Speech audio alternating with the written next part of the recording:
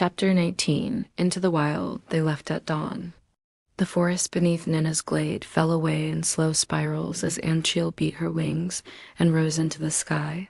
Richard held tightly between the spines along her neck. Morning mist curled like smoke through the trees below, dissolving as they gained altitude. The wind was cold, but the warmth of her body radiated through him, steady and strong. "You don't have to grip so hard," she teased gently in his thoughts. "I'm trying not to fall to my death," he replied, voice muffled by the wind. "You'll forgive me if I value that today." Her chuckle echoed through his mind like a purr. "You're safer here than anywhere else?"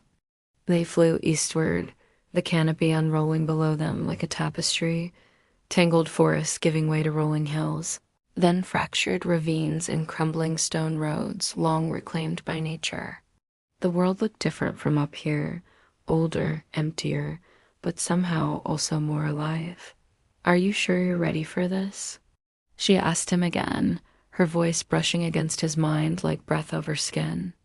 "If it means staying with you, I'm ready to climb a mountain full of monsters," he said, pressing a hand to her warm scales.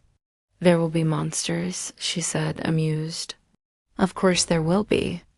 By midday, they reached a high plateau and circled low to rest and eat. Richard slid down from her back with stiff legs, unpacking dried meat and a heel of bread. Anchiel curled nearby, wings folding tightly, her tail draped like a lazy question mark over the moss. "I still remember the first time I saw you," he said as they sat, "all bloodied and half-conscious in my garden, tangled in Cartwright's rosebush." "That was the first time I ever felt cold," she replied.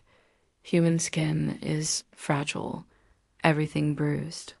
"Everything hurt," he chuckled, then sobered. "And yet you stayed."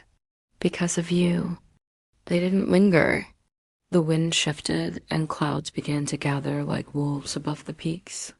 Soon they were aloft again, rising through the gray, the air growing thinner, colder.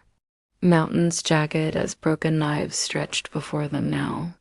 The world below had no roads, only cliff faces and ravines too deep for sunlight to reach.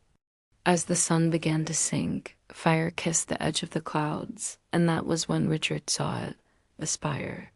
Stoneheart's spire pierced the heavens like the remains of a colossal fang, its peak shrouded in storm.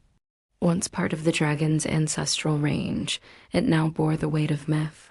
Somewhere near its summit waited the breath of the first flame. But danger came first. From the cleft of a narrow gorge, a manticore launched skyward, lion body, scorpion tail, bat-like wings. It slammed into Ancha mid-flight. Richard cried out, holding tight as she twisted to keep him safe. Claws clashed, wings thundered.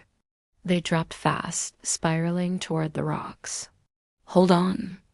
She flared her wings just in time, throwing the creature off balance and sending it tumbling. But not before it struck, its barbed tail slicing across her flank. Fire surged from her throat, catching the beast midair. It shrieked and fled, vanishing into the clouds. They landed hard near a cliff ledge, Richard tumbling to his knees in the snow-dusted scree. He ran to her side. "You're bleeding." "It's nothing," she said, but the pain flared across their bond like heat lightning. He tore open his satchel and pulled out the herbs Nina had given them. Together they limped to a shallow cave just below the ridgeline, out of the wind. He pressed the poultice gently to her wound, his hands shaking. "You're scared," she said, watching him. He met her eyes. "Of losing you?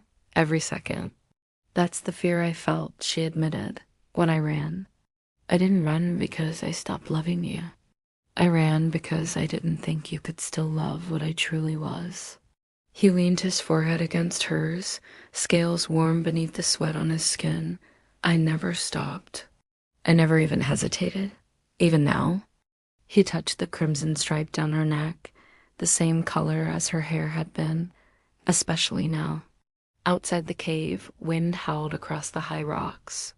Clouds rolled like ocean tides over the mountains. And above them, near the peak, the first flame waited.